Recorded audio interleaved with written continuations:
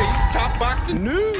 Okay, we'll start with this. It seems that over the weekend, the Dominican Republic's own Diana Vargas saw action, and I wasn't even aware she had another fight in the books en route to what's supposed to be the Skye Nicholson WBC title fight next month in July. Apparently, she was in there with journeywoman Marcela Nieto, who she managed to beat on points, though it's a bit dicey, a bit risky to take on a fight before. It's supposed to be your title fight, your title shot. Not just because you never know, you might lose that fight, but you might suffer a cut, an injury, something that impedes your ability to perform the following month in what is a bigger fight on a major platform. For a world title, I can only deduce that Diana likes to live dangerously. Seems like it. She managed to win a points decision, and what makes Diana an interesting opponent choice for Skye Nicholson is while she doesn't have all the bells and whistles of a Skye Nicholson or the amateur pedigree, she does seem to be a strong puncher on some level. So if she can find a way to deliver that power, get through with something,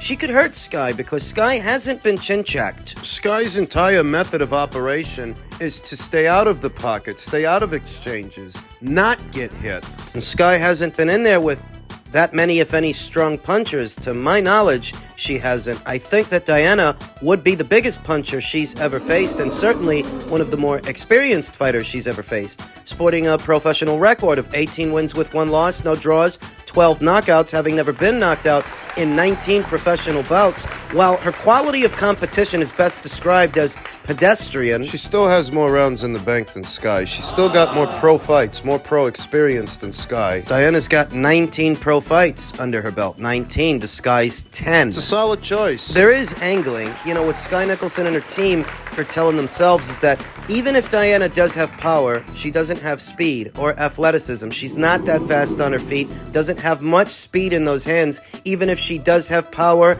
and experience, it's a good learning fight for Skye Nicholson, who at 10-0 is still learning. Even if she is a champion that comes from a decorated amateur background, she's still a fighter with only 10 professional fights. So there is more work needs doing. I see why they picked her. I'm not against the fight. I actually like the fight. I think it's a good developmental fight, a good learning fight. I expect that Skye Nicholson will bull and matador this thing. Use those fancy feet to play at the angles. Use her length to pot shot Diana Vargas from a safe distance, staying on the outside and staying on the move, the way Skye normally does. You know, I envision a fight similar to the Tania Alvarez fight that Skye had a couple of fights ago. Tania Alvarez, hard punching pressure fighter, come forward fighter. Aggressive. Though still a bit rough around the edges, I envision the Vargas fight having a similar aesthetic to that fight, but I think Vargas punch for punch is a bigger puncher than Tania Alvarez, so there is room for things to get interesting. She's en route. So we'll see what happens. We'll talk more about the fight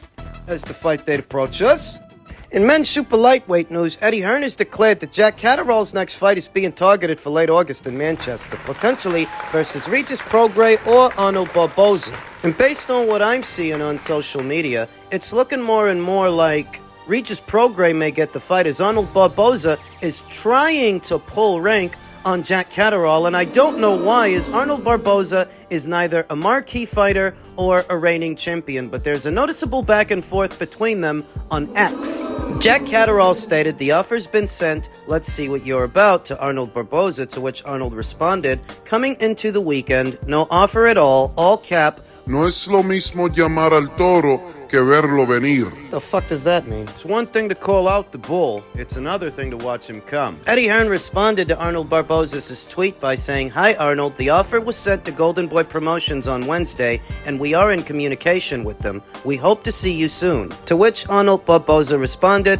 "This is called negotiating, LOL. You want me to jump at that offer to go to your hometown when I'm number 1 WBO. I just countered your offer. You tell Poppy Eddie, let's make it happen, ain't no one scared." To which Jack Catterall replied by asking for quadruple the money you've ever earned. That's called ducking, mate. Everyone can see straight through you. And yes, you are number 1 WBO, undeservingly so. Either be sensible or just zip it and stop pretending you want fights. Broke-ass American fighters. Hey, don't you think you're being a little bit harsh here? No, whenever American-based fighters are involved, fights don't happen because they've got this self-inflated sense of self, or worse, They think they're doing smart business. Jack Catterall responded by saying, embarrassing. It is. 0 balls. And that's the thing about the American fighters. That's the thing about Americans these days. They don't know to be embarrassed. They don't know to be ashamed. Arnold Barboza, for having beaten who and done what, thinks he's the A-side to Jack Catterall. Somebody explain it to me. Arnold said, I put the screen recording. I want the fight. Career high.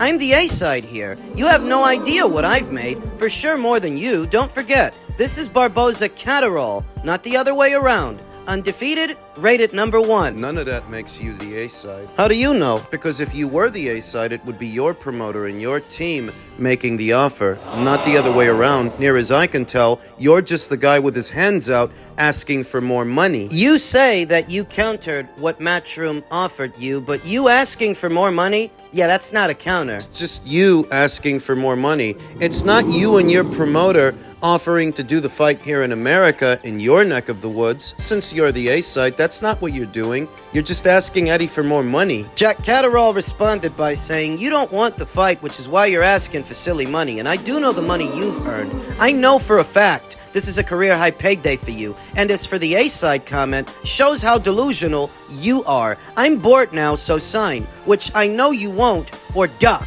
Before you try to lambaste me for taking sides, just ask yourself a question. What? What would make Arnold Barboza the A-side to Jack Catterall? Does Arnold Barboza sell a bunch of tickets in America? No. Is he pay-per-view or something in America? No. You know, Jack Catterall has been in there not once but twice with Josh Taylor, what was once the number 1 super lightweight in the world. Does Arnold Barboza have any victories like that? No. Both of Jack Catterall's fights with Josh Taylor were fought in front of larger audiences than Arnold Barboza has ever played to. So I don't think he's the A-side. I think he's another self-entitled American fighter asking for more money than he's worth because he doesn't really want to fight. Arnold continued, we will fight. I've never ducked a fade, ever. To which Sam Jones, who manages the career of Cat Catterall, said, just see your manager's Instagram post, which tells me everything I need to know that you won't be taking this fight. Fuck it. Eddie shouldn't overpay for Arnold Barboza, and that's the bottom line. An Arnold Barboza fight is not worth so much to Jack Catterall that they should have to break the bank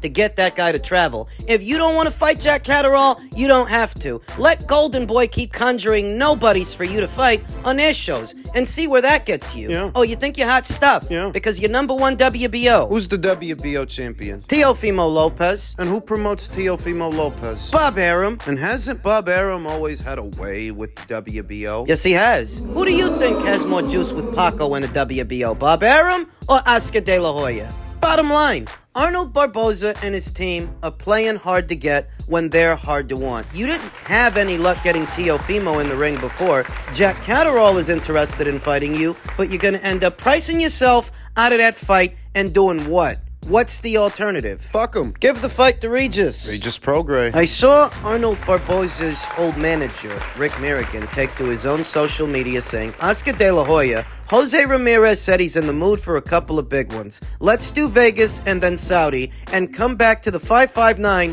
after that for a victory lap. I'm loving the look of this right here. An image that shows Jose Ramirez potentially facing either Teofimo Lopez or Arnold Barboza, who he used to manage. But Eddie Hearn, Ramirez loves to fight on the road. You know that. And we like Jack. Hashtag will travel for straps. Jack doesn't have a strap. He's not a champion. To see what I'm getting at, Jose Ramirez and his team are entertaining the possibility of facing Jack Catterall. So believe it or not, Jack actually has more options than Arnold Barboza does. So Arnold Barboza's loss could turn out to be Jack Catterall's gain. I am all out of patience for American-based fighters and their outlandish demands. I really am. As many of the major fights, the important ones, the really good ones that we've been seeing, they don't seem to involve very many Americans. We know why. It's that American exceptionalism, that self-inflated sense of self that is not parallel to reality, because the reality of things is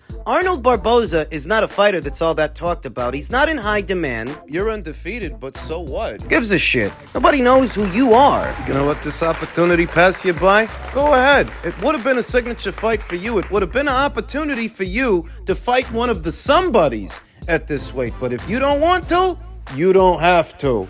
Elsewhere in the super lightweight division, Devin Haney versus Sandor Martin purse bids are now scheduled for June 18th. The fight was ordered by the WBC as a mandatory defense of Haney's WBC super lightweight world title, and if he wants to keep it, he's got to satisfy this guy. I remember a couple of weeks ago, couple of months, news was announced that Sandor Martin had been picked up by Top Rank. Does that mean this fight could land on ESPN? This fight has 2 to 3 problems, 2 to 3 primarily. The first one is that this is not the kind of fight you're supposed to break the bank to make. It really isn't. Haney versus Martin is not a big fight, but Devin Haney, he's used to making big money. He may not want to take a haircut on the dough, but he might have to. So given that it's not a big fight, you're not supposed to spend big money to make this. That's one of the problems that they got. Who's going to want to pick this up? And what are they going to pay? The second problem is the stylistic matchup. Both Sandor Martin and Devin Haney are best described as pure boxers, outside fighters and movers that are not big on power and not big on volume. This does not make for a good television fight. It's not box office worthy. It doesn't make for an entertaining fight. You got 2 guys in Devin and Sandor that don't throw that many punches within a round. They're not that strong as punchers. They don't get that many knockouts. That's your second problem. The third problem is that Devin doesn't have much of a choice. I don't want this fight. I don't think you guys want this fight either, and neither does Devin. It's not a high-profile fight. But if he wants to keep his WBC title, he's going to have to fight this guy or move up. It's not that Sandor isn't a good fighter. He's a solid guy. He's a solid guy at this weight. He gives everybody problems. A tricky southpaw who's light on his feet and hard to catch. But stylistically, it just doesn't make for a good fight. Sandor is a spoiler, and given where Devin Haney is right now, that he's still coming off that loss to Ryan Garcia. They haven't overturned it. The New York State Athletic Commission, they haven't adjudicated yet. I don't know if they will by the time that this video is uploaded, but Devin got beaten his last fight. He needs a rebound fight. But this guy is a bit tricky for a rebound fight. Can Devin even still make 140 pounds match fit? Can he make it healthy? A lot was made over the left hooks that Ryan Garcia landed, the counter left hooks that he landed on Devin Haney. And what I noticed is Devin couldn't take a shot. It's a sign. Devin's always been a big lightweight. He's even a big super lightweight. He has to cut a lot of weight to get down to 140 pounds. And the byproduct of that is he can't take a shot. He's weakening himself to fight at those weights. So does he keep doing it? In order to stay WBC champion, does he boil down to 140? Does he keep doing it? Or does he move forward at 147? If he does, there are perils associated with that too. You weren't a big puncher at 135. You're still not a big puncher at 140. At 147, the guys are going to be bigger, they're going to be stronger, they're going to be more durable, and you can't crack an egg. So Devin is really stuck between a rock and a hard place. And I don't know what he's going to do. If he wants to keep that WBC title, he's got to fight Sandor Martin. Finally, upstairs in men's middleweight news, you know, Hamza Sheeraz is coming off that big win over then unbeaten Emma Williams in what was the Matchroom versus Queensbury 5 versus 5 show. And after the fight, Sheeraz called out Chris Eubank Jr. to fight him following his impressive victory. It's important to note that the fight between Hamza and Emo was a WBC final eliminator to crown a mandatory challenger for Carlos Adames, the full-fledged WBC middleweight champion. But it would seem that Sheeraz wants a high-profile run-out before he challenges Carlos for the title.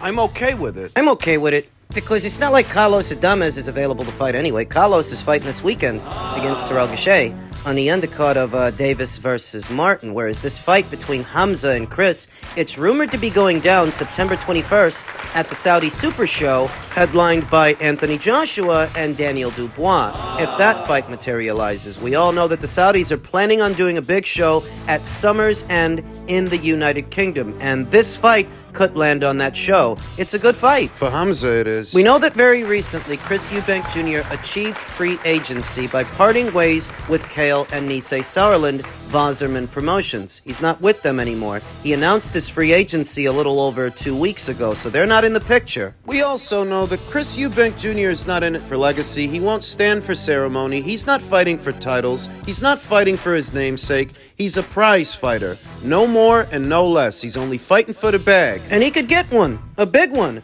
fighting Hamza Sheeraz, who's buzzing right now, and for me and my money, he has all the makings of a champion, Hamza does. Big. Very big for 160 pounds. He's got a lot of height, a lot of length, and a lot of power. He's well schooled. Judicious jab and a strong right hand, a strong corner in America's own Ricky Funes. That's who trains him. It's a good corner. I like his chances against Chris Eubank Jr. Chris, who needed 2 fights with Liam Smith for 1 victory. Hamza beats him. I think Hamza knocks him out en route to what could be his title shot later on this year or early next year. It's the ideal keep busy fight because Chris Eubank Jr., for all of his drawbacks and all of his faults, he does have name value in the United Kingdom, and Hamza is adding to his own name value fighting him. Yeah, a fight between those two will get some attention. You're talking about a potential Sheeraz versus Eubank fight on that same show, Huatsi versus Hutchinson on that same show, Wortley versus Clark 2 on that same show. That's the rumor. Don't Shoot the Messenger, headlined by Anthony Joshua versus Daniel Dubois. This will sell a lot of pay-per-views in the United Kingdom, if that's how the card is actually stacked. How old is Chris Eubank Jr.? What's he, in his 30s? He's 34 years old. At that age, the clock is winding down on his career because Chris Eubank Jr. is selective. He has to be. He has no aspirations of becoming a world champion. He's not after a world title and having that kind of career. He wants to stay domestic because so long as he does, he can keep making money. I don't begrudge him that. I don't condone it or condemn it. I'm just saying that's the way it is. So once you understand that, you understand that this fight is a distinct possibility because I think they would pay him very good money to fight Hamza Sheeraz. And that's what he's after. I think Hamza knocks him out. I do. I think Hamza's got a fantastic jab, a fantastic right hand. He protects himself well. He's strong. He's got enough power to stop Chris. I mean, if Liam Smith had enough power to stop Chris, I think Hamza Sheeraz has enough power to stop Chris. And if he does stop Chris in sensational fashion, that just adds to his marquee value. It's about time the middleweight division got somebody there making waves and making things happen. It's been dead as a doorknob for years. There are 3 champions at this weight, but nobody gives a salient shit about all 3 of them. I'm lying. Hamza developed properly. He can create waves here. Bring attention back to 160 pounds.